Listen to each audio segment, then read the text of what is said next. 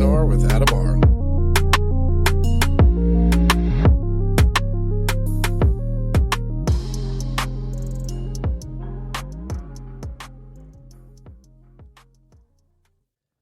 Welcome to 3P&R. I'm your host, Adam R. And on this episode, I have Derek Israel.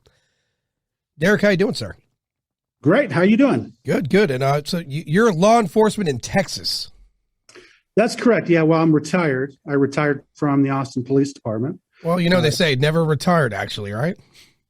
Yeah, that's true. I mean, I keep getting requests to talk about my time. I always say I used to be a cop. I was a cop for 23 and a half years, and now I spent the last 3 years just talking about being a cop for 23 and a half years. So I'm that right now. What put you on that path to law enforcement? Well, that's an interesting thing. I as a kid, I watched all the cop shows of my generation, Chips and then Adam 12, which was actually a little bit before my generation, but I could still see it on reruns and such. Hill Street Blues, all these police shows. It attracted me to it. And then, as I grew up, first I joined the Army, and I served in the Army, and kind of liked the idea of serving my community and continuing to do that. And so when I got out of the Army, I moved to Austin, and I applied to the Austin Police Department, and they let me in. So the rest is history. I'm starting to see a pattern, right? With all the law enforcement I'm speaking to. It's in your DNA. No one ever says, is it going to be a cop or a doctor? Or what do I feel like doing? No one ever just says, I feel like doing this. It's in your DNA. Something about people, the people getting law enforcement, they really want to be a part of it. And good. Yeah, you're absolutely correct. It's people ask all the time, what led you to law enforcement? I don't know. What led you not to go into law enforcement? Because whatever led you not to go in, I have, whatever feelings it is that led me to go in. It's kind of like it was something I always wanted to do. I wanted to be a soldier. I did that. I wanted to be a police officer. I did that. So, I kind of checked the boxes on two of my life's goals. Yeah, that's a good thing too, because listen, you got involved with homicide, and to get involved with that, so far I'm learning it's not just a strong stomach, and it's not. You got to be a go-getter, and you got to want to be able to deliver, peace of mind to somebody. At the end of the day, you're really trying to solve a crime. You're really trying to help people. That's not for everybody. And the point I make it at is there's a lot of, and I talk about it with a lot of the cops. There's a lot of this negative publicity on the police today. Look, go out and do it yourself and see what it's like, right? It's not as easy as people think. You don't get into a car or go out into a field and investigate without there being the threat of a bad outcome. And or, sometimes you learn things that disturb you ultimately. Yes, you're right. Being a cop in itself is a special kind of calling. I mean, these men and women who join, especially now, joining these police departments all over, kind of in this atmosphere, they're driven in a certain way to want to really serve their community, help their community, and knowing that it's dangerous, it's difficult, and anymore, any respect you used to get for being a police officer is diminished. I wouldn't say it's gone, but it's diminished. And God forbid something goes wrong, and you're faced with a situation where, either you have to kill someone or someone kills you. Either one of those outcomes is just horrible. And these days, even if you're defending yourself, you might find yourself in front of a jury, explaining exactly why and trying to stay out of prison. So it's a different world than when I signed up. It's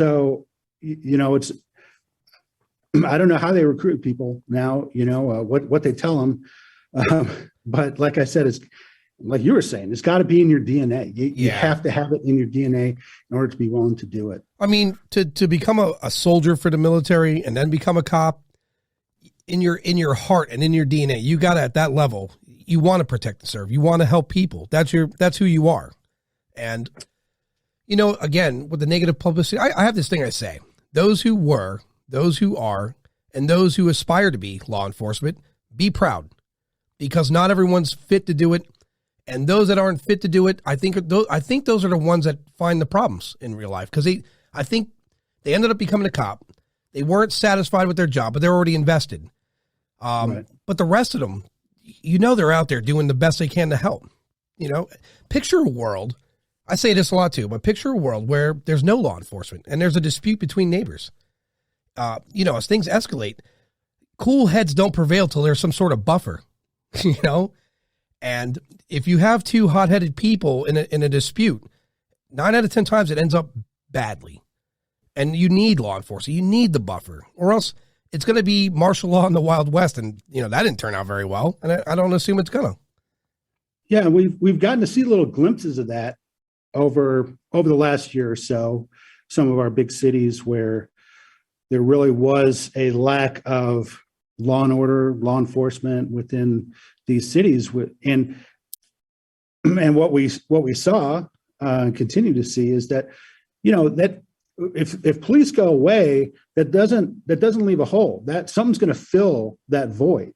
And it's usually always something worse than the law enforcement. Well, yeah. Someone's going to come in, some enforcer is going to come in, and now you're paying taxes to that person, or you're having to deal with that person. Well, yeah, you're talking about the recipe. Anything else? That's the exact recipe for the mafia, right? Oh, you don't need the cops. We'll protect you, but at a cost.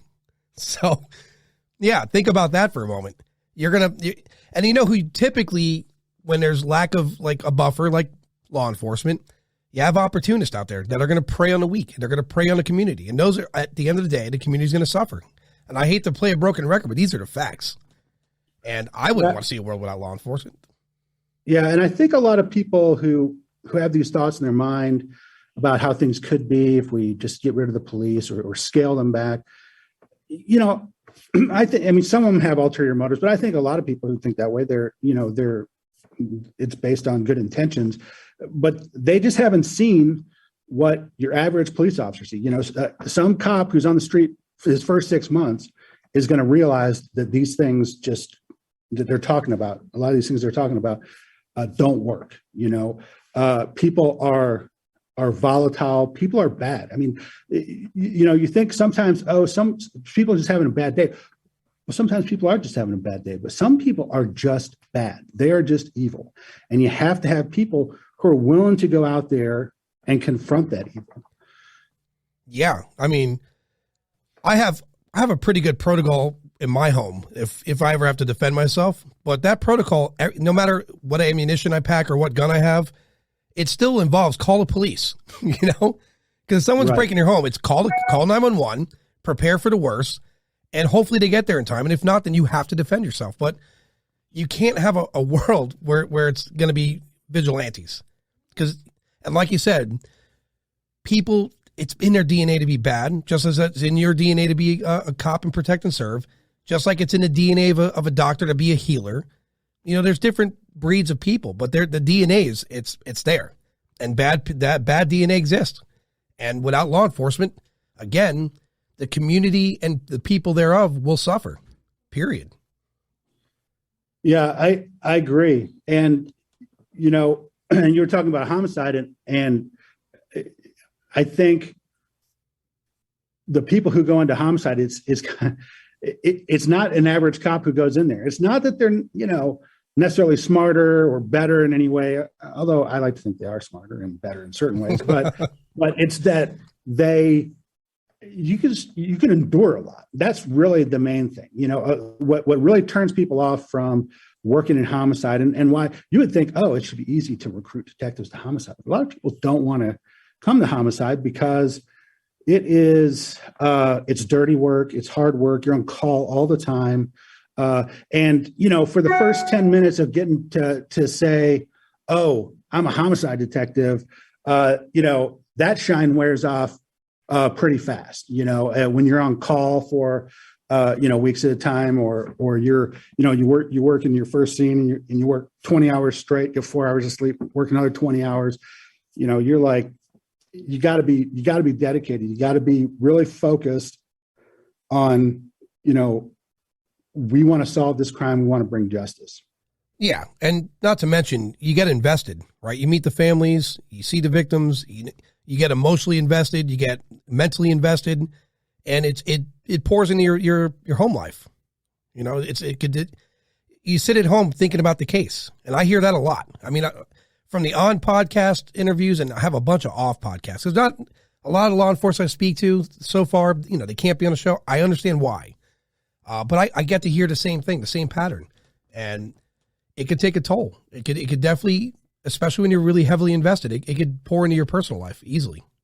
Yeah, it is. And you know, if you have a partner in that personal life, husband, wife, boyfriend, girlfriend, whatever, you really need to have that person on board with what you're doing. And before I went to homicide, you know, I had to sit down with my wife and said, this is something I want to do. I really enjoy being a detective. And this is sort of to me, the highest achievement that you can achieve as a detective. And I want to try it. I said, but it's going to be hard. You know, it's going to be really, really difficult because we had kids. So, when you're on call and your wife's, well, the way we worked it, we had a very unpredictable call schedule. So it was based on how many murders happened. It was a rotating type of call system.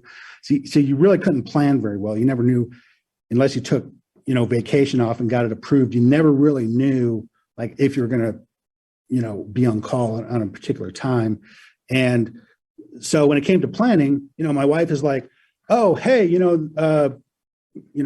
our daughter has a school play coming up.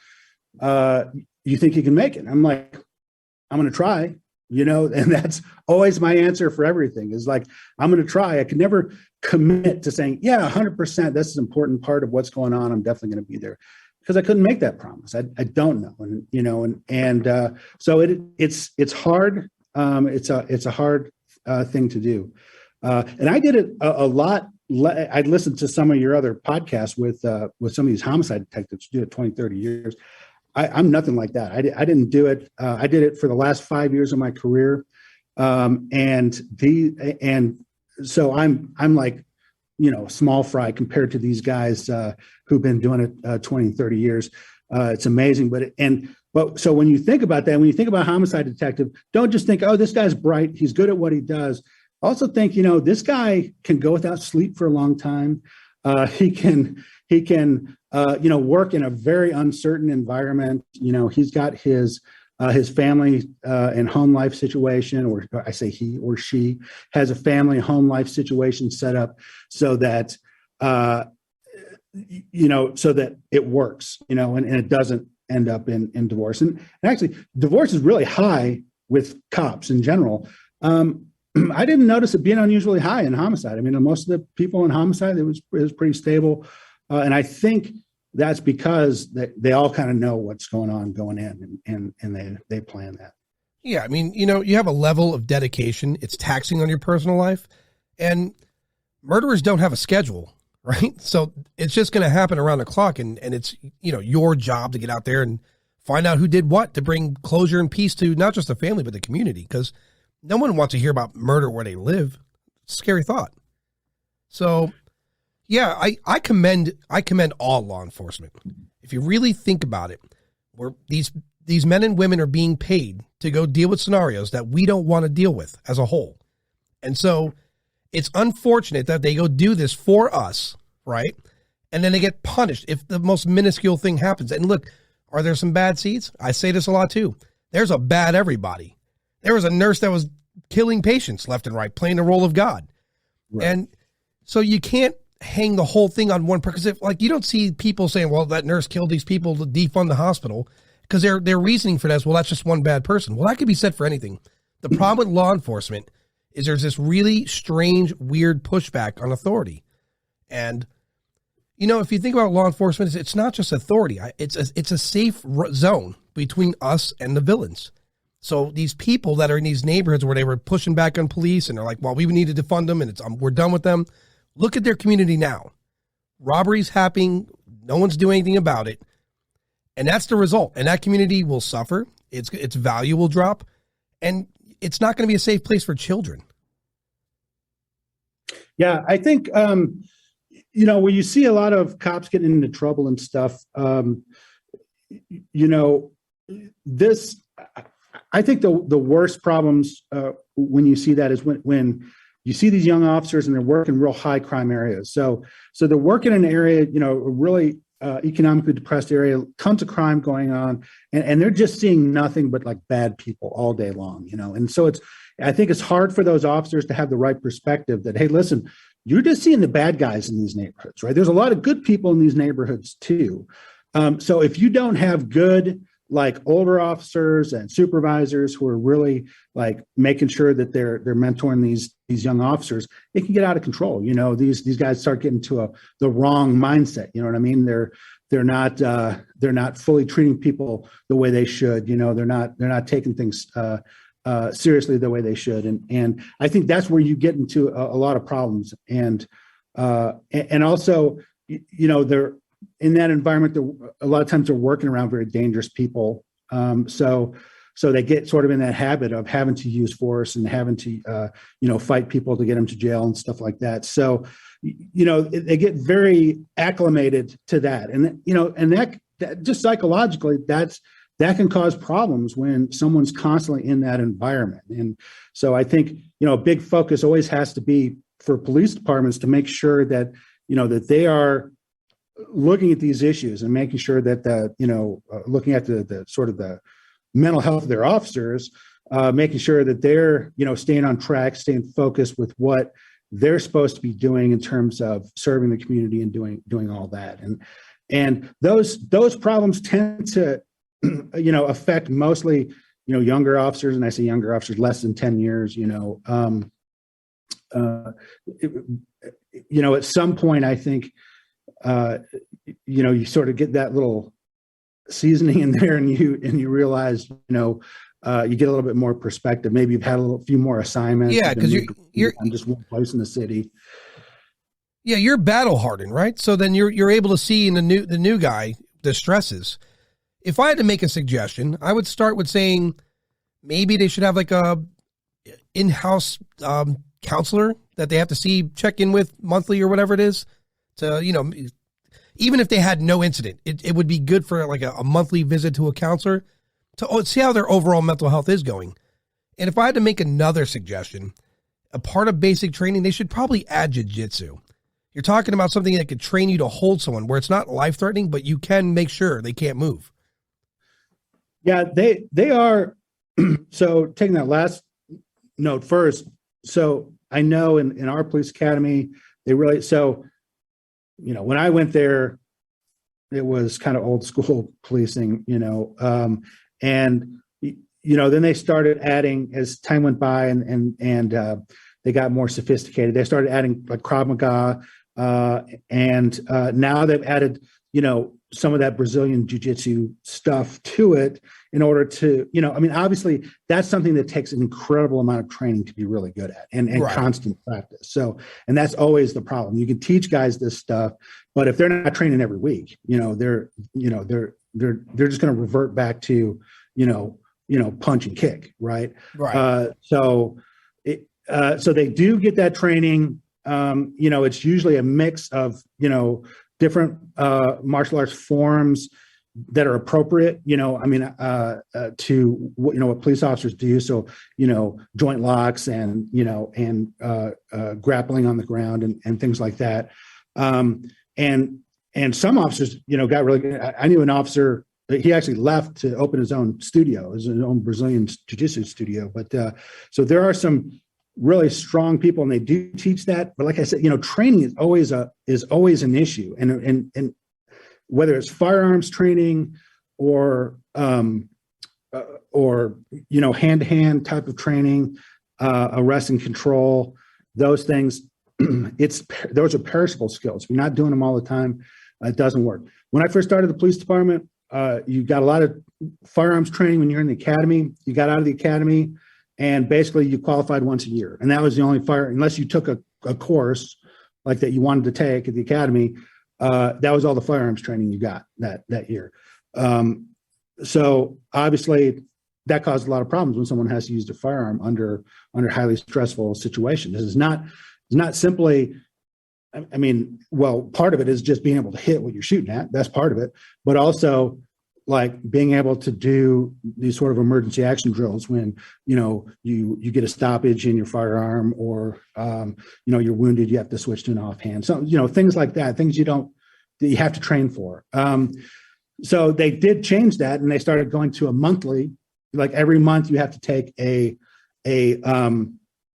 basically some firearms training, just to make sure you're good. And I personally saw a much better improvement in my ability to retain my skills and my accuracy in shooting, and my consistency, my ability to change magazines, do all these things you have to do under time. But then that gets real expensive. I mean, it's out of control now, but even 5 years ago, 10 years ago, ammunition was expensive. When you're talking about 2,000 police officers and they're shooting every month, that's a lot of money. In fact, we changed. We had an issued weapon that was 40 caliber, and they actually changed 9mm just because it would save them like $250,000 a year just in ammunition costs.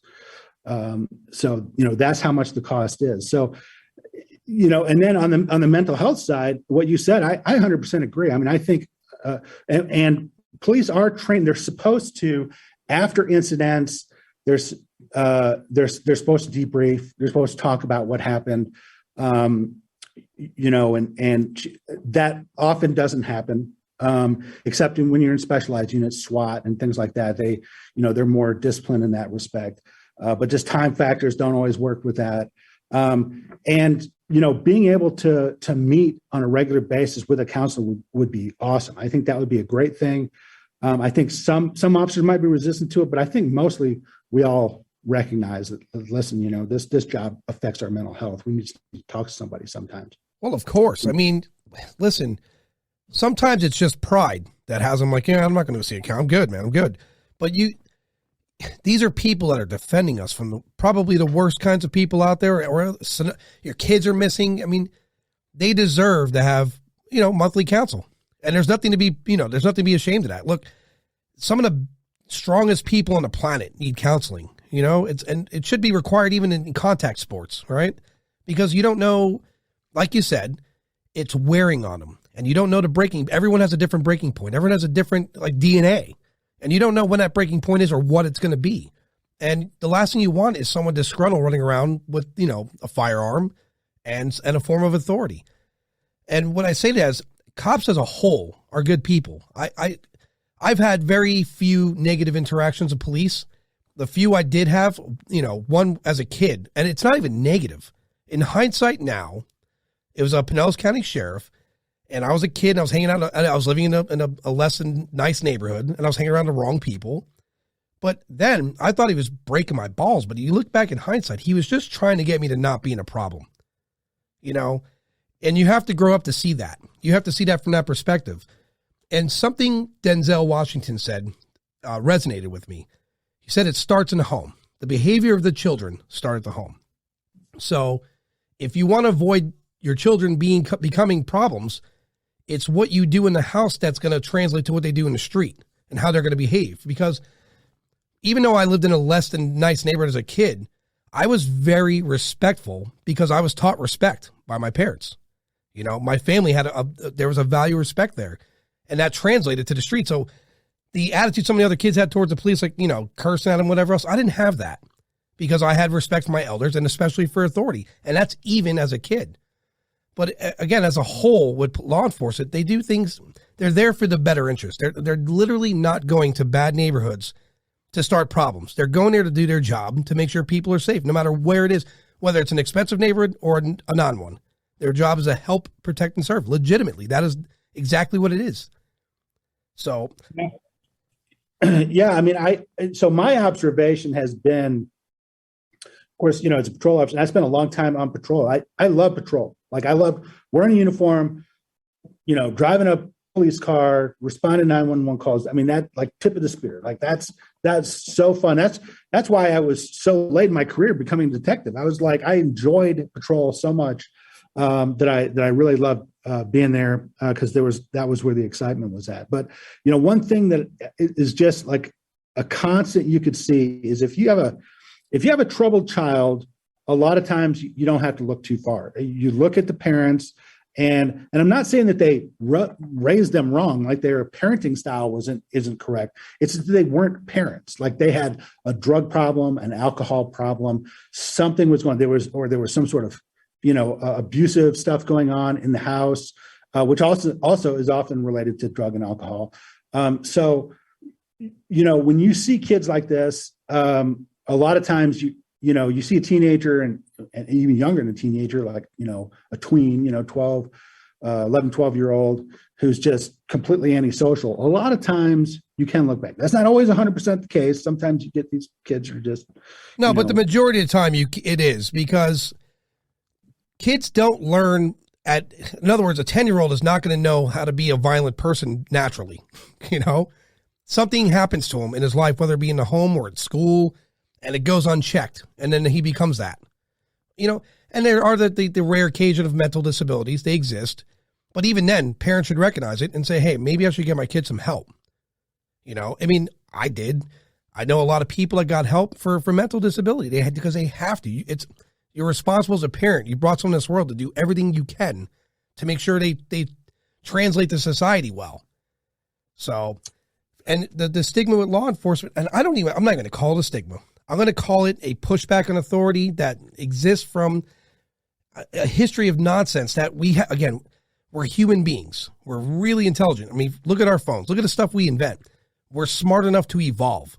What happened yesterday, and we can't change it unless Elon makes a time machine, and then maybe we can influence the ripple effect, but we can't change yesterday. We can only move from today, and we got to start treating people differently. And again, for people listening, without law enforcement, I don't care what neighborhood you live in.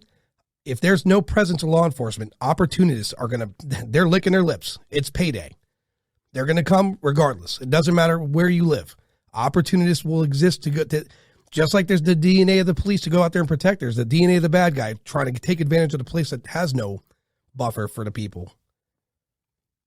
Well, a lot of the people who are, I think, the most vocal about being anti-police are the ones who come from safe neighborhoods, right? So that's never been a big, they don't really understand the role of police. To them, police are just people who come and, give them traffic tickets or, give them grief because they're having a loud party or something. They don't understand exactly what police do, I think, in a lot of situations. And those people who live in those dangerous neighborhoods, now, not the criminals, the criminals are very happy with the police not being there, but the good citizens, which is most of the people in, even your most dangerous neighborhood, most of those people there are good people.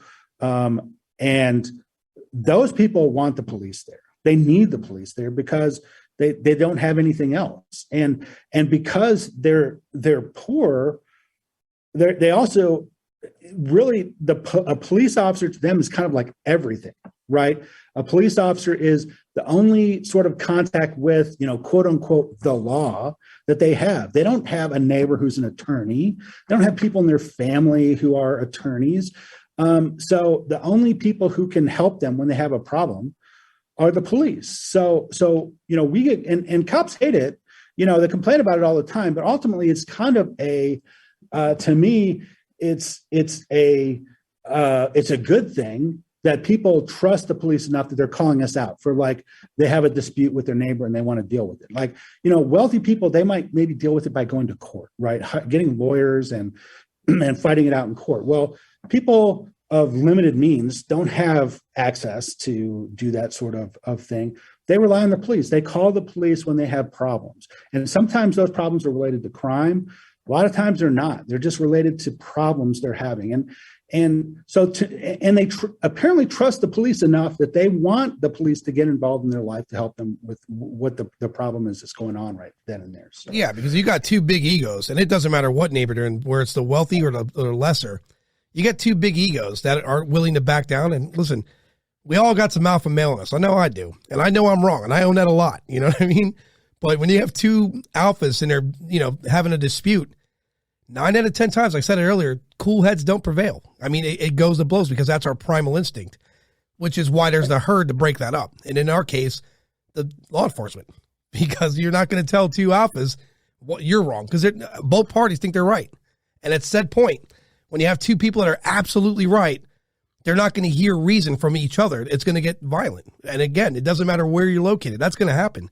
And then try to picture the neighbors get involved and they're breaking it up. It's going to turn to a brawl, because unfortunately it's going to take one set of egos to get involved with another group of egos. And before you know it, you have a nasty brawl. It's when an authority figure comes over and you have the threat of going to jail if you don't listen, is when cool heads prevail, because they have no choice. It's needed, Yeah, and also, sometimes that cop is just a neutral mediator, and can be a mediator to those neighbor disputes. And sometimes, sometimes there's not even something that dramatic going on. Sometimes you get flagged down and they just want to know, hey, there's tree limbs over this, stop sign here, and no one ever sees this stop sign. What should I do? It's things like that. It's just constant. If you're a police officer, you're driving through the neighborhood, you represent the city, you represent the government, there's not, people from that, whoever does street signs walking around, getting feedback from the local citizens. It's the cops. They're the most visible people who are out there. And so, we get flagged down all the time. We get asked questions all the time. We get dispatched to calls a lot of times. And sometimes it's just, I'm having trouble, with my kid. And I'm having trouble, kids not listening to me. And we get mad because it's like, that's not a police matter. We can't arrest your kid. But the flip side of that coin is, someone trusted us enough or respected the police enough to call them and get some sort of input into how to deal with this situation. And so, I think a lot of people don't understand, like, exactly, especially in these these neighborhoods that are where people are, they don't have much money, they don't have much resources, how positive an effect the police can have just by being there, and not simply because they deter crime, but all the other things that they do, of just, being there to answer questions or being someone who can, be a role model for young people. Of course, even like I said earlier, for me, the same cop that was, as a kid, I thought was a pest. In hindsight, I realized he meant well. And here's another thing for everyone. If you're moaning about getting pulled over for a headlight, or you're speeding or whatever it is, and you think it's nonsense, you want to put up a fight, let me remind everyone, Ted Bundy was caught because he had a broken taillight. This was a serial killer who broke some records. You know what I mean? So when a cop's pulling you over because something's inadequate in your car, or whatever it may be, just comply, because maybe it's not you, but the next guy he pulls over might be the guy who's out there murdering everybody. It takes that simple thing. So you can't moan about the little things, right? If you get pulled over for speeding, don't speed. Yeah. And the thing is too, and this has always been the case, it's like, that's the thing that people complain about the most, not getting pulled over, but like when there are neighborhood meetings, and, the police are hosting a meeting, getting feedback, and they're there, they're waiting to answer questions about, these crack houses or problems with robberies, all sorts of problems that are going on that they know are going on in this neighborhood. What do people ask them about? They say, hey, people are speeding down the street. It's dangerous for our kids. This is the biggest thing they complain about. Damned if I do, damned if I don't, That's right. So, everyone gets mad. Even cops get mad when they get pulled over, for going a little bit over the speed limit or not quite stopping 100% at that stop sign. But you may not like that, but all your neighbors love it. All your neighbors love that you just got pulled over and you, because you were speeding through the neighborhood. They won't tell you that, when you complain, what they're thinking in their head, they're like, yeah, you deserve it. That's a good point. God, cops are just, you guys are the scapegoat, right? The neighbor next door who probably called the cops on you was like, all right, can you believe they got you? Meanwhile, they're the one that called. It's terrible that you that's a great point. You guys are scapegoats for everything. It is, and I always, when you arrest a drunk driver, a DWI, or we call DWI in Texas, it's, I always found that, like, you're more likely to go to court on a DWI than you are a murder. I mean, and they're going to fight that thing 10 times as hard too. Yeah. It's crazy. And for whatever reason, people that get arrested for DWI, they take it very personally from the cop. I guess because in their mind they're not drunk, so the cop just made all this up. I don't know, but it's always like there's always such personal animosity towards the cop. You arrest somebody on a warrant for murder, no, that guy's not mad at you. He's like, okay, you're doing your job. You arrest some guy for driving drunk, and he's like, you're an asshole because you came and I had, maybe I had a couple drinks. You could have let me go, or I passed all your tests, whatever. So I always thought that was funny. People's perceptions are different than police officers because they have different perspectives. Obviously, Yeah, I've seen some of those videos of drunk drivers when they swear to God they passed that test, and when you watch the video, I'm like, you didn't pass that. You failed that miserably. So Yeah, I had the pleasure, if you could call it that, many years ago, of arresting my state senator for drunk driving, and I featured quite prominently in his opponent's videos, campaign videos, because it was near campaign season. Not me personally, but the senator hopping around on one foot as he was trying to do his sobriety test. But that's a situation right there. Even when I arrested him, I'm like, I felt bad because actually this guy, he was a state senator, and he actually was very helpful to police in general. He was very pro-police. He had done a lot to really help the, pass legislation to benefit the police and all of that. As workers, and helping us with our being able to negotiate contracts and that sort of thing. So this is not a guy I enjoyed arresting. But there's a couple of things in place. One, I mean, when you're a police officer, you have to be impartial. Whether someone's a homeless person or a state senator, it shouldn't matter. Right. that you take the same actions. And the other thing too, and this goes for not just the senator, but for anyone I've ever arrested for DWI, and it's like, I just gave you a wake up call. I gave you a second chance. And if you, in a drunken state, run someone over, you're going to prison. Your life is over. Yeah. This state senator, he got arrested for DWI. He won his election. But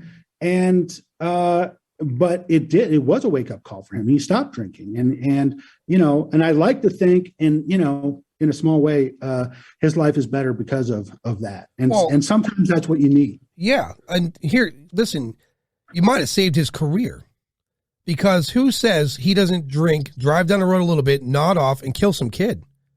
Right. I mean, you basically saved his life and career. Yeah. And this guy wasn't a little, like I have to do some tests to really determine. It was like he got out of the car. I'm like, I better call my supervisor because I'm going to be arresting this guy for drunk driving. It's clear the guy's, even before I stopped it, he's all over the road and he spills out of the car once we stop the car. So, yeah, it's, you're absolutely right. And in fact, I think prior to stopping him, there had been an incident, I think it was in New York City, where some off-duty officer got drunk and ran over a bunch of people, like hit 2 or 3 people in a crosswalk. Yeah, I mean, listen, it's today. This isn't like you there's no reason to drink and drive. The Uber people will kill themselves getting to you. You know what I mean? Like there's no Uber, Lyft, probably a new app coming out. Who knows? They'll literally race to you. You don't have to drive. And for me, that's a luxury, right? I know I could drink to my heart's content and not worry about getting home safely, not to mention jeopardizing the life of another. Those ride sharing things are probably the best thing that's ever happened. Oh, in a heartbeat. Yeah, my God. And it's cheaper, right? Like you take a cab back in the day. And so I could maybe back in the day say I don't want to take a cab, man. It's like $100 in my house. I get it. But now that's not the case anymore, so. Well, before you press, before you summon your driver. Yeah, you got an estimate. Cost you. I mean, that's the big, and it doesn't matter if they can drive you all around town if they want. It's just going to take longer to get there, but you're going to pay the same. With the cab driver, especially if you're not familiar with the city, that guy could be driving you all around town and you don't know. And he's taking, and I'll tell you, I was very skeptical of the ride sharing thing. I was not like an early adopter of that. I thought that's just the weirdest thing I ever heard of. I'm not getting in someone else's car. And so it was a little bit of time before I kind of was like, okay, I'm going to try this out. Actually, I tried it out. I was with someone else who called an Uber, and I got it, and I go, I was like a pretty damn good experience. Like I didn't have to like fish cash out of my pocket or calculate how much I was going to all done. Yeah. Tip, like that. It was really, really easy. And so I signed up. The next trip I took, I didn't even rent a car. I'm just going to Uber everywhere. And it was the greatest thing. And I think it saved a lot of lives. I know in Austin, and I think this is true in every city, the cities license these cab companies. And it's just basically a state sanctioned oligopoly where you have maybe 3 cab companies. Yeah. In some places maybe only one. And they're all in the same union too. So yeah. And so there was never enough cabs. You would tell someone, why didn't you take a cab? I'm like, I can't wait 3 hours for a cab, you know.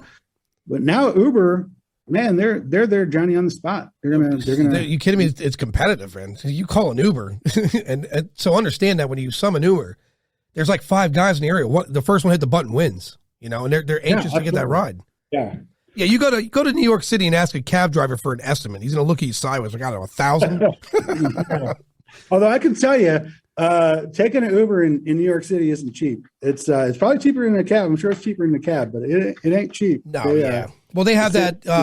They have some sort of city tax or something like that. Or well, they have to. The Uber cars, they have to have these black car license plates, which is like if you like rent a limousine or something like that, or a black car to come pick you up from the airport, that kind of license plate. And I guess that license plate costs like $10,000. So some guy who's like barely making it isn't going to do that. So they have to form these co-ops. I mean, they get around it. They form co-ops.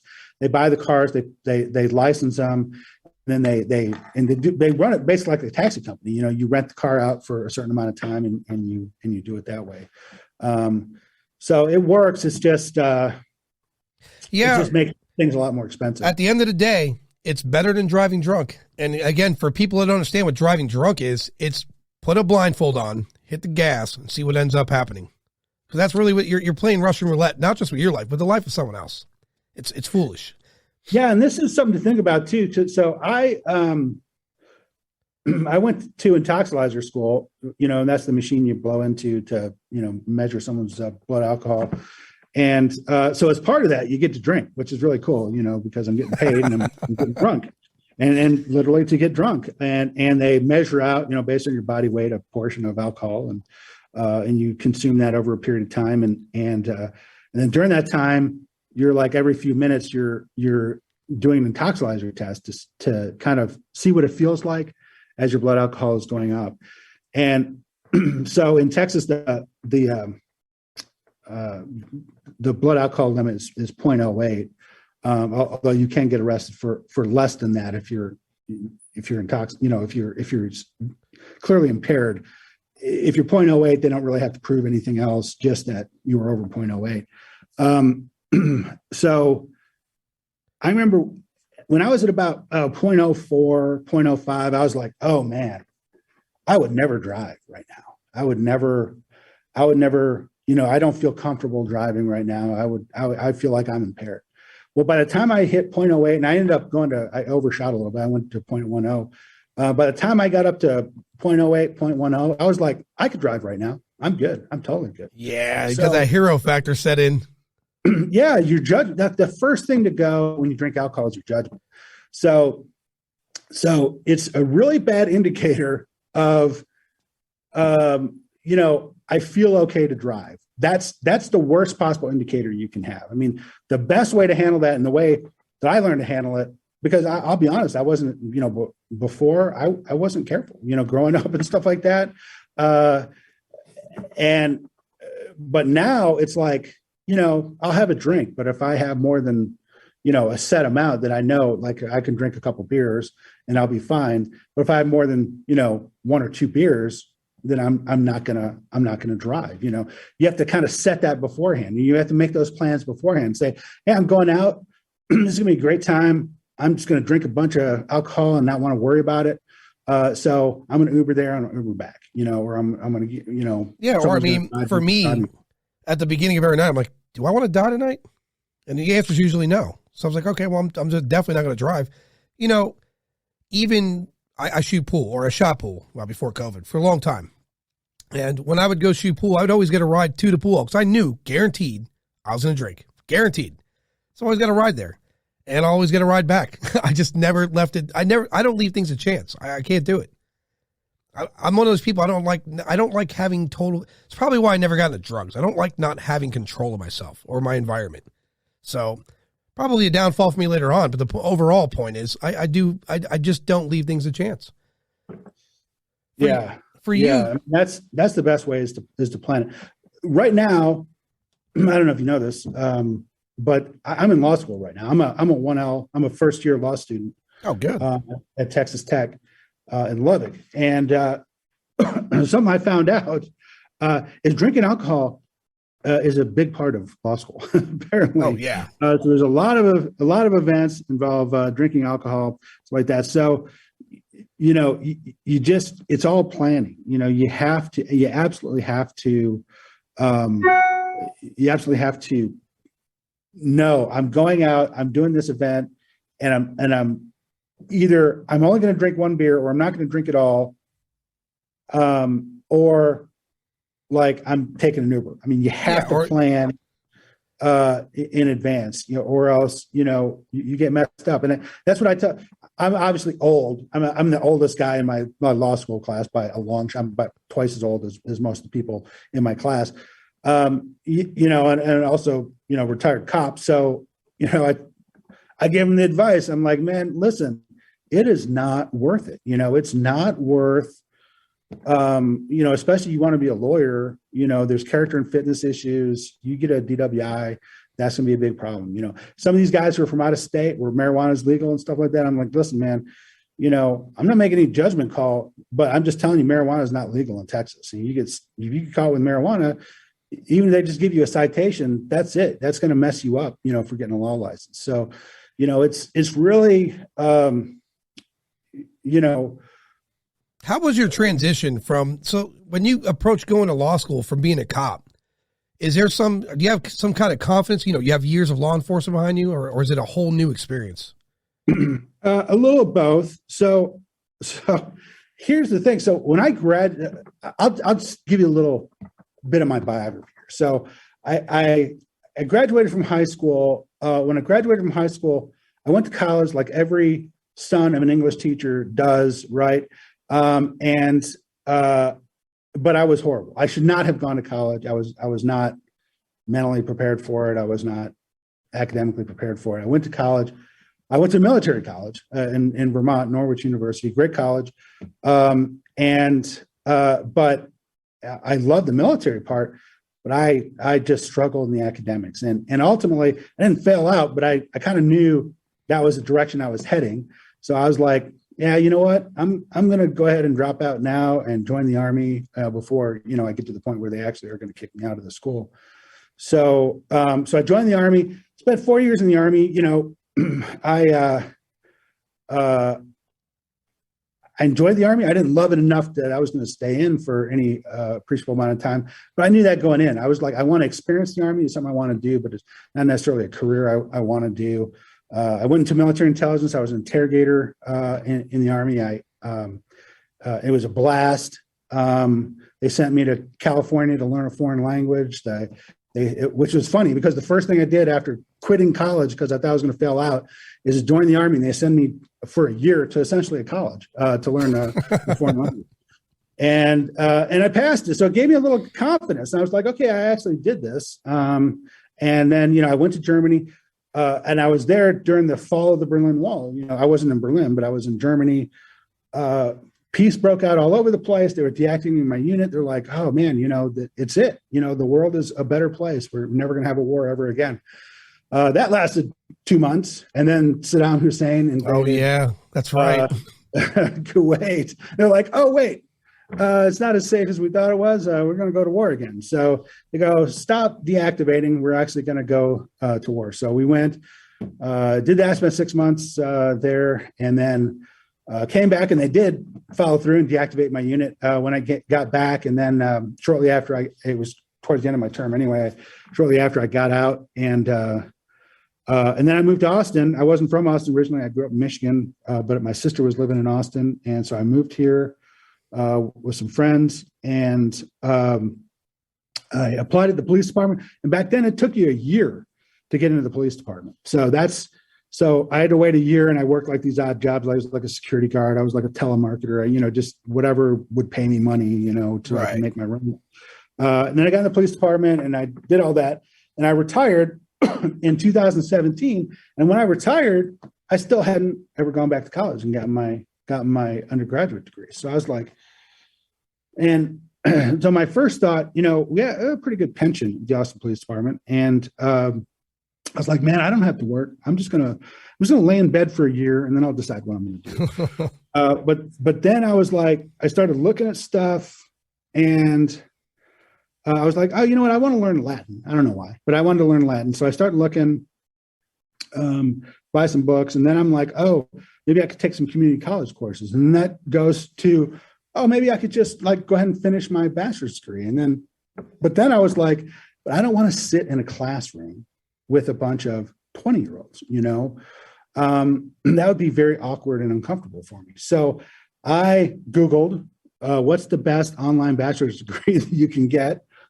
And a public university here in Texas, West Texas A&M, which is in the panhandle of Texas, they had a great program, and which they really didn't distinguish, online students from non-online students. It's just, you just signed up for whatever you wanted. You could take online classes or in-person classes, didn't matter. But they happened to have a few degrees you could take, and all the classes were online. So that's what I did, and I got my bachelor's degree. I did really well. I did great. Congratulations. So I was like, oh, this is awesome. and I was interested. I was like, oh, maybe I want to go to law school. And then I was like, no, man, law school is hard. It's 3 years, and I have to actually go there. I did 4 years of doing it in my underwear, right, from home. Right. Now I'd have to put on clothes and go to class. Like the pandemic, it was just like business as usual for me. It was all just sitting at home doing Zoom calls. So I'm like, no, I'll get I wanted to go into I wanted to leverage my law enforcement experience and in the private sector. So I wanted to do compliance for banks and things like that, anti-money laundering. I'd done towards the end of my career, even though I was in homicide, I worked this case. I worked for 2 years that had a lot of financial crime involvement in it. I got interested in that, and I said, well, that would be interesting. So, but I didn't have the exact experience I needed. So I'm like, oh, I should get a further degree. And I found a master's degree through Texas A&M, through their law school. They have a master's in risk management, which I could also do online. So I did that. I did that online, and I finished that. But when I was there, I was like, it was very legal oriented. I'm like, nah, I still want to go to law school. So I'm like, okay, I'm gonna do it. And by the time I made this decision, I had signed up for the LSAT, which is the LSAT, which is what you have to take. It's kind of like the SAT, but it's for law school, right? You have to take it and to get in. And I had scheduled it, but I'd already decided I'm not going to law school. And then at the last minute, I decided I am going to law school, and I took it. And I did well enough that I'm like, okay, well, actually my score is good enough. I can get into some law schools. So I started applying, and I chose tech law here at Texas Tech University in Lubbock. They have a law school, and it met a lot of my requirements. For one, I'm like, I don't need, a bunch more student loan debt because, I'm older. I expect to be able to work for 20, 30 years after I graduate, but I may not, and I don't want to be, have this huge thing. So tech is like a best value law school. It's like a really, you know what I hear? I hear a common thing between, you and every other homicide detective I've spoken to, you have like this really strong they're go-getters. Like average salary that you're going to get when you get out of school. So, and also they're really focused on being practice ready and all of that. So, so I chose, and I came in person, and I thought, oh, well, this is going to be different. And how is it going to be this old man in a school full of young people? And I thought, man, I'm going to stand out like a turd in a punch bowl. And so I came, and what I found is 100% acceptance from my classmates, 100% right off the bat. I ended up running for class president of my 1L class and won. So I'm president of my 1L class, and so here I am. So it's weird, but I actually feel like a law student. I actually am feeling pretty good. As you should. We had an audio drop for a minute ago.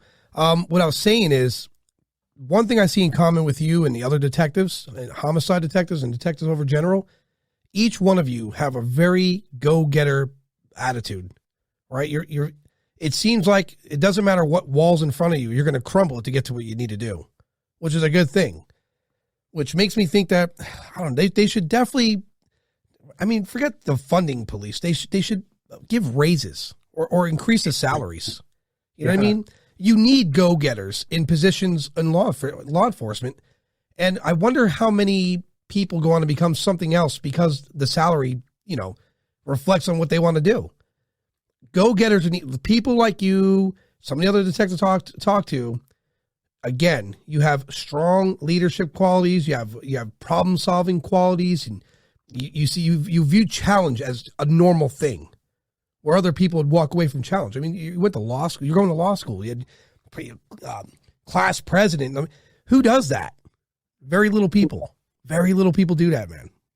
Yeah, it was met with a lot of like raised eyebrows, especially amongst lawyers. I told a lawyer friend of mine, I was like, yeah, I'm going to law school. He's like, that's hard, right? I'm like, yeah, it is. It's hard. But, I had made a decision. I was retired. I was going to school full time. But I guess something I realized was, people complain because they don't have money in their retirement, and they're like, I'm gonna have to work the rest of my life. What I've decided is that I'm gonna work the rest of my life, but it's because I want to. I want to work for the rest of my life because, and studies have shown this, that people who have a purpose in life, I was just gonna say, who don't. I'm glad you said that. I read this study some months ago. This woman she was like in her late 90s, and she passed away a week after her tortoise. And it's because it's as strange as that sounds. She's had a tortoise. I don't remember how she acquired it or how, but it passed away, and so did she. So her purpose was gone, It was gone. And same, what you're saying too. Go out, law school, get work for. It makes sense. It keeps you young because now you wake up. You don't wake up like, oh, what the hell am I going to do today? You have reason to be up and things to do.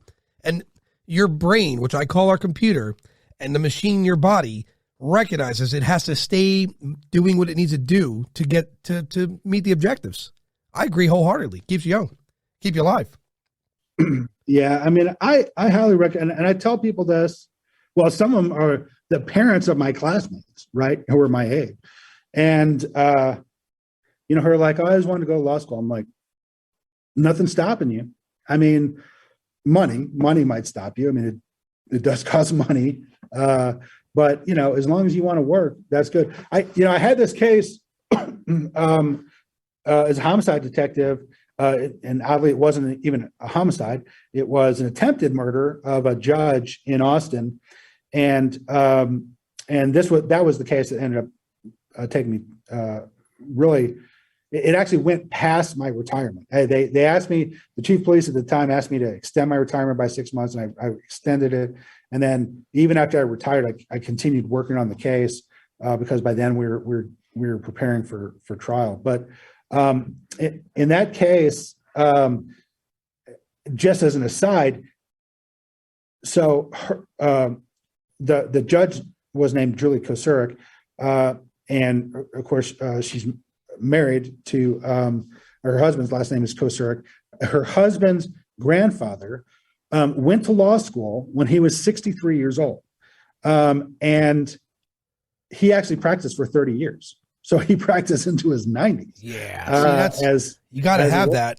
You know, that's another case of I'm going to do this. You set your mind to it. Your mind's powerful. Like, listen, I interview a lot of people. Like, you know, some of the interviews I have on the show: UFOs, paranormal, psychics. I talk to health and wellness people. I have more health and wellness coming to the show. And one common thing I hear across everything, from cops to the UFO guy to the health and wellness guy, whatever your mind decides to do, you will do it just as strong as your mind thinks it. You just got to do it. You will, yeah, and you have to be focused on your goal, and you have to know that's what you want to do, and you can do it. You know, I mean, it's. I'll be honest. Coming in, I wasn't so sure, and I talked myself out of it 10 different times, and you know, when I finally decided I'm going to do it, and I came here, and you know, I'm not saying it's easy, not easy at all. In fact, you know, this is we're getting ready to go into finals. I've had my last class for this semester, so. How it works in law school, most law schools, is that you basically take a semester of classes and you read constantly for those classes, but then you have one test at the end of your class, and it's like a 4-hour test, and that's where your grade comes from. And so, like, it doesn't matter like how smart you seemed in class, like the whole year or the whole semester.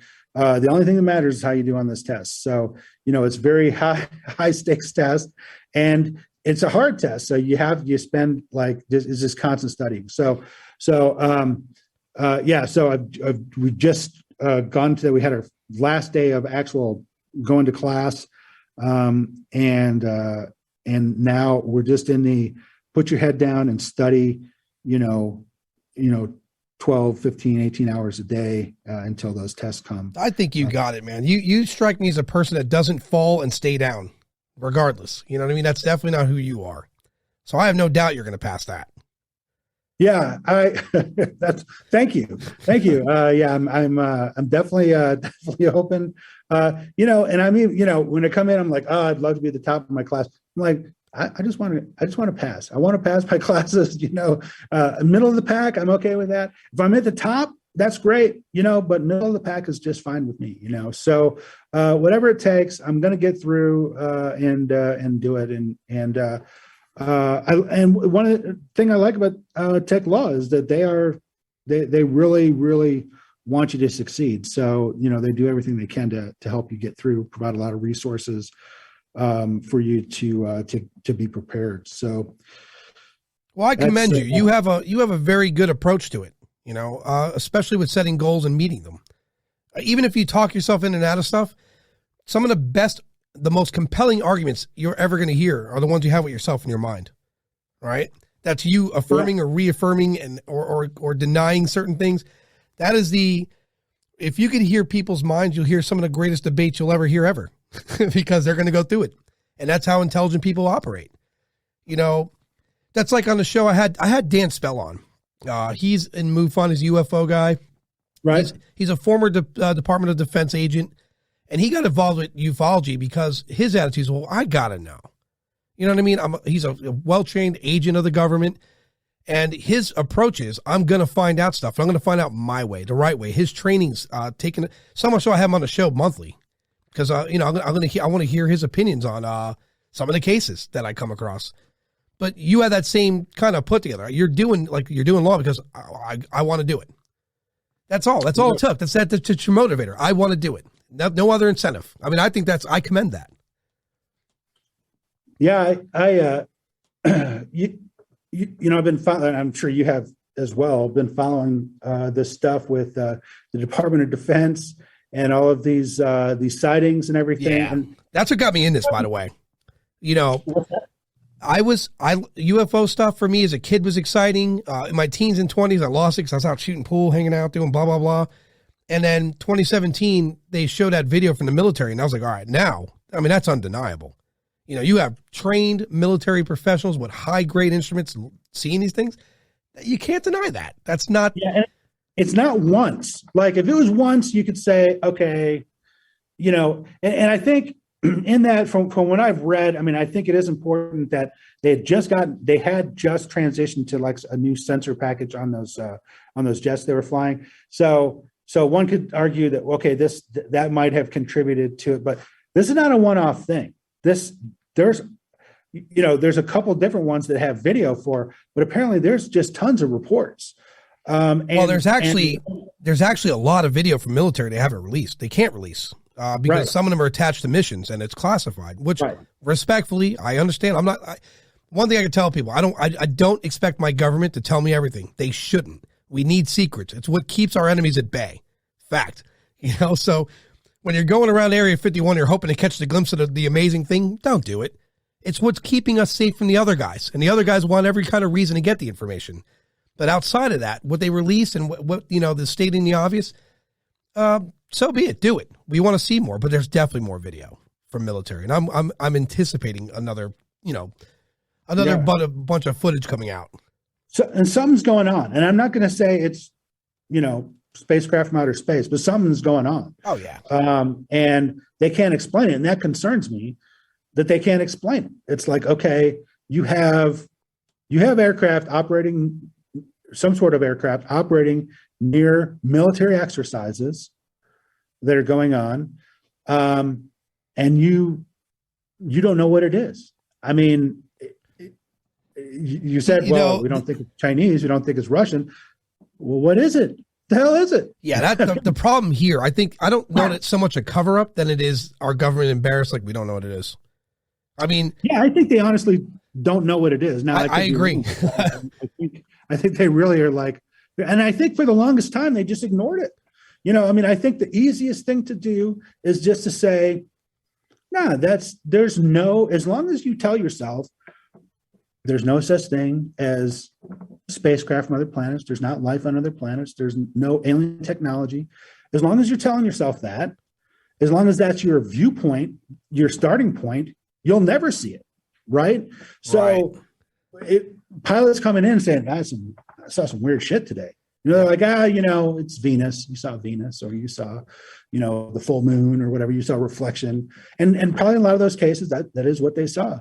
But they've never really made an attempt to really a real good attempt. I'll qualify that at really trying to figure out what's going on. And it seems like now they are it seems like they're actually setting up some sort of, not a commission, but like some sort of investigative office that is going to actually investigate some of these things. And I could tell you why they're starting to come out more with it.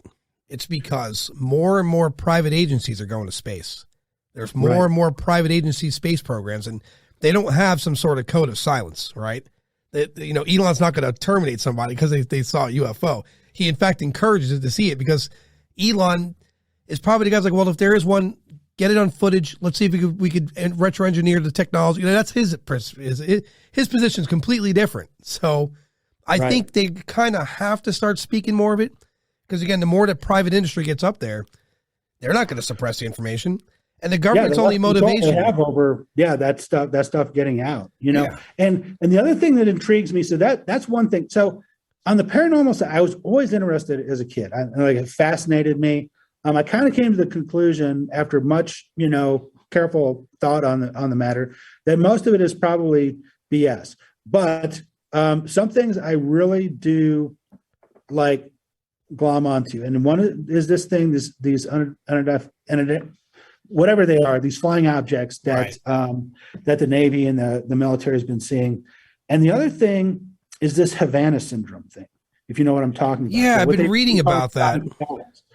And for the longest time, this first started, and I'm a skeptical guy, and that's just the way I'm programmed, right? I'm a skeptical guy. So when this stuff came out, I'm like, okay, mass hysteria. I mean, that sounds like a silly thing to say, but it's a real thing. People can have hysterical reactions to unusual sights, sounds, smells, especially if they have a preset, mental thing that's going on. If you're, so those things are possible. So then then it happens to more people, and I'm like, okay. Then it starts happening to more people in different regions. I'm like, this is more interesting. But then there starts to be pushback, like in the people in the media, knowledgeable people, writers saying, hey, listen, this is all BS, and here's why. And then literally like 3 days after,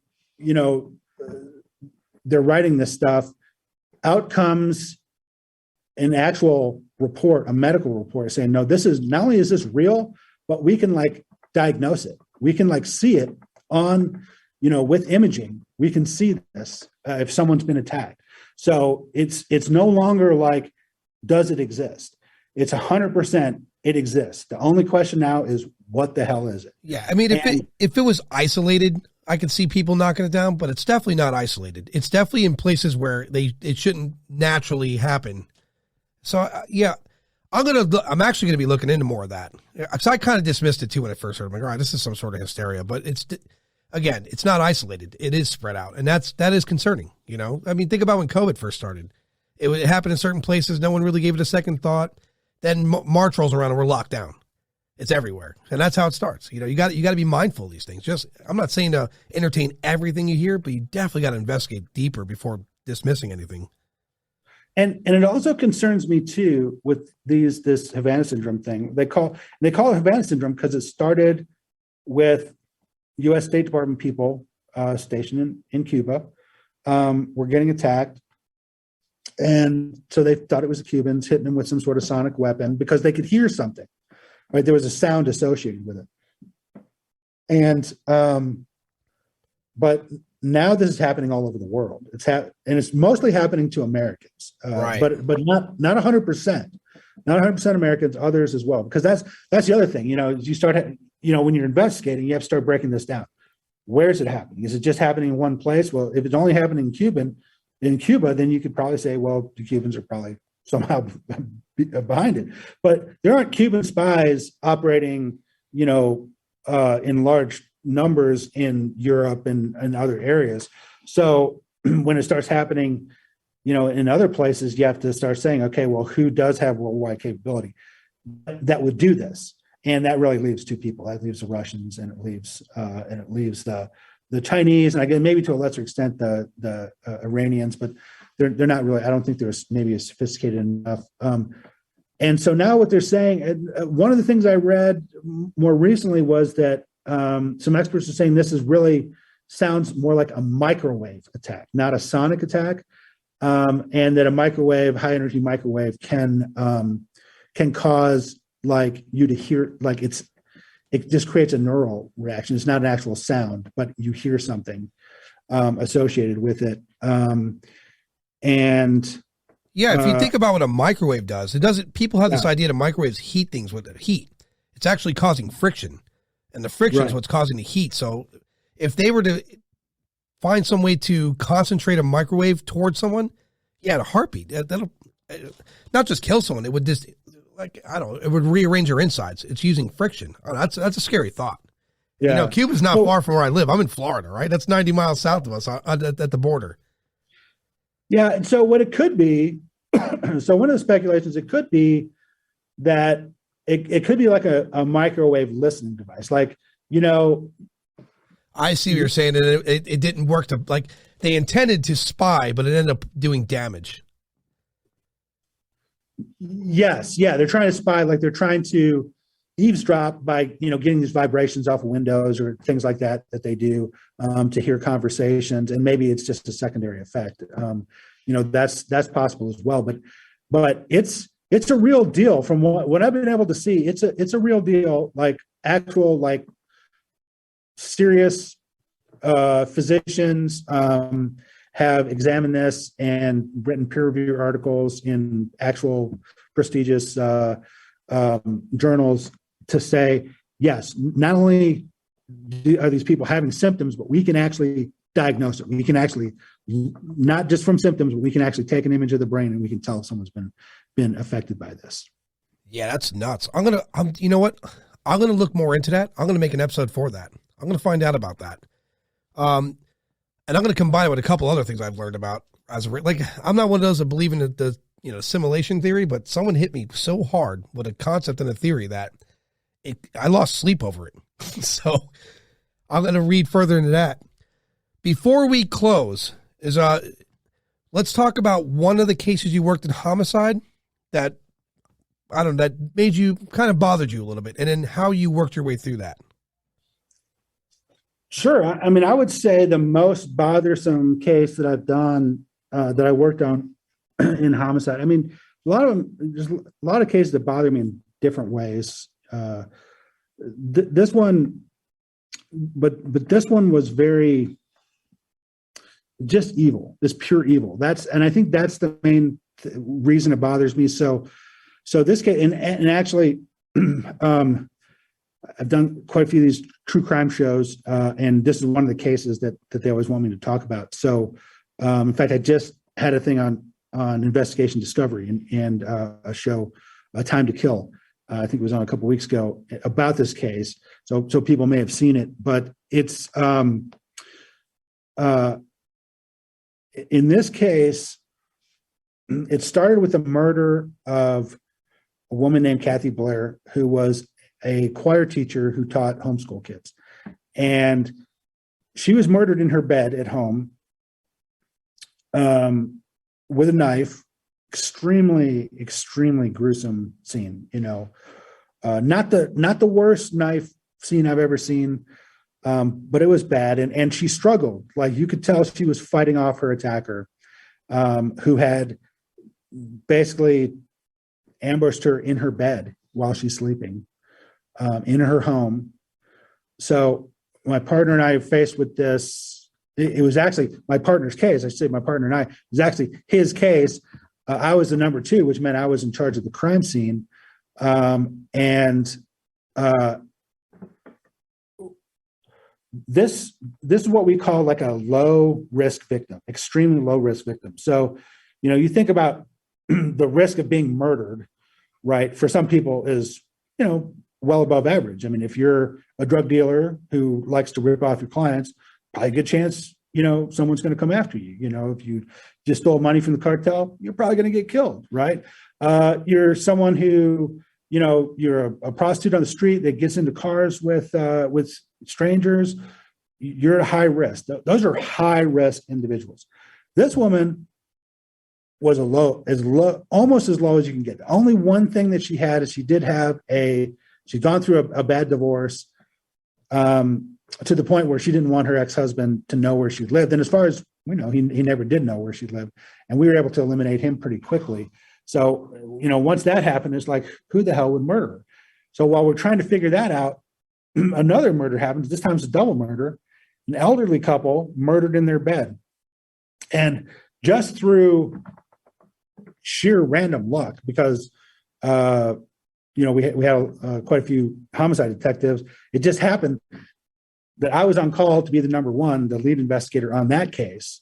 And I immediately recognized, so this is an elderly couple murdered in their bed at night, with a knife, in addition to some strangulation and other stuff. This is an elderly couple, super, super low risk. I mean, no one wants to hurt this couple. So now we have a total of 3 murders and 2 incidents of people just sleeping in their bed at night, and so we were really struck by this. Ultimately, it took us a little bit of time, but we finally figured out who it was, and it was 2 people, and that kind of threw me off because I was expecting to be 1. I mean, this was clearly like, a sick motherfucker, right, who went in and did this. What are the odds that 2 people that sick would, run into each other and say, hey, let's go murder some people? Well, that's exactly what happened. With the older guy basically controlling the younger guy. The older guy was a career criminal. Like, you kind of, you wouldn't be shocked that this guy did this. But the younger guy, who's in his 20s, had graduated from the University of Texas with a microbiology degree, super, super smart guy, intelligent guy. He was the actual killer. and he would go into these places and kill them. And the reasons that they gave in the end was basically like they had some people they wanted to kill, but they knew if they killed these people, suspicion would immediately turn on them. So they thought, well, if there's a serial killer just killing people, then they're not going to look at us, right? So they started to go off and start murdering people. So what disturbs me most about that, I mean, obviously it's a disturbing scene, but there's deal with a lot of disturbing scenes. What probably disturbs me the most about that is that I spent a significant amount of time interviewing and interrogating both these suspects. To the point where you really get down on their level. You kind of, an interview, when it's done right, it's a very intimate thing. You're getting on their level. You're trying to build rapport. You're trying to, make that person, believe that you're the person that they can tell their most secrets to, right? So, I was very proud of what happened. We got confessions, both of them, but man, it left me in a dark place. And these were dark human beings, just evil people. Yeah, I mean, that sounds well thought out, right? They sat down and plotted that. That's premeditation at its finest. Absolutely, yeah. And this was premeditated out. And then the scariest thing too was, so when we went to trial on one of the younger guy, his name was Sean Gamp Benalcazar. We went to trial the first time. The guy confessed, right? I mean, this wasn't like a big whodunit. And plus it was a good confession. This wasn't like, I beat him with the phone book until he, said something. No, this was, in fact, when I said, because like I said earlier, like I had this bias in my mind that I didn't think two people could be involved with this. So when I went to interview him, I thought he was going to be a witness. I didn't realize he was a suspect. We went through a 5-hour interview. During that time, we started realizing, okay, this guy's more involved. And we moved him along, and he finally did confess to being the one who actually went in and did the murder. Not only did he confessed in substantial detail, like really intricate detail that only the killer would know these details, about. So it was a really good, well corroborated confession. It was corroborated by some other stuff as well, like phone records and stuff.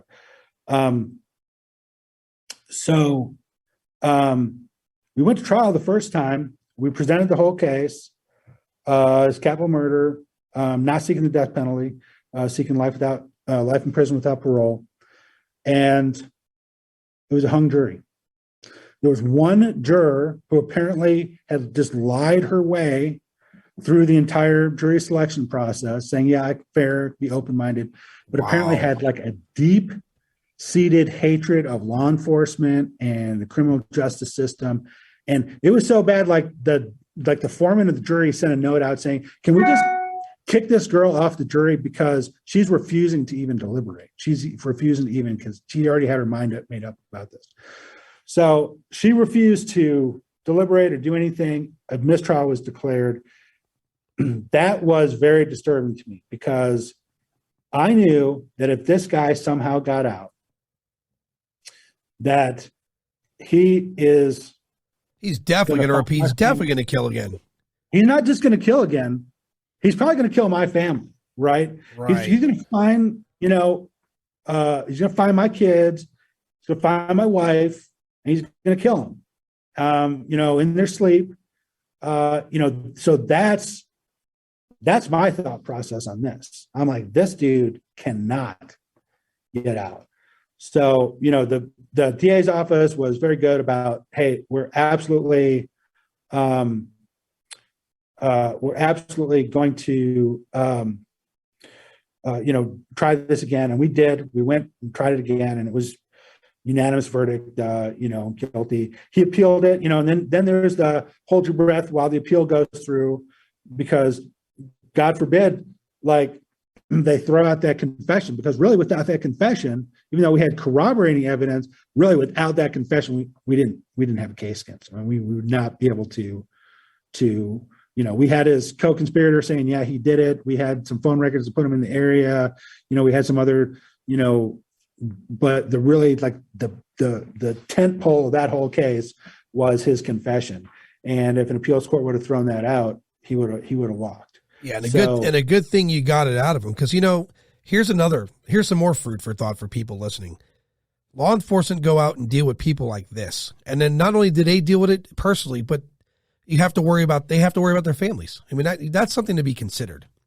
And we often forget that. People forget that. Cops are out there dealing with some of the most evil people the planet has to offer, and they not only are they doing it on your behalf, on the taxpayers' behalf, but they're doing it at the risk of their own families. That really needs to be thought about before people defund or start problems with the cops. They're doing, Lenny DePaul said on the show, they're doing God's work, right? And Right. I agree with that.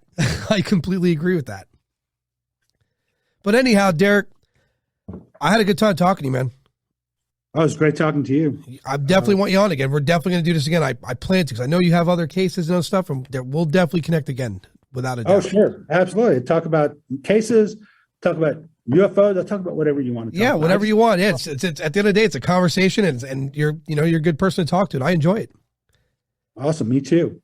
Well, I'm going to say good night, sir. Good luck in your test. I think you're going to pass. I know you're going to pass. Thank you. I will. And good night to you. Happy Thanksgiving. And, Happy Thanksgiving, sir. Yeah. Have a great week. You too. We'll talk soon. All right. Bye-bye.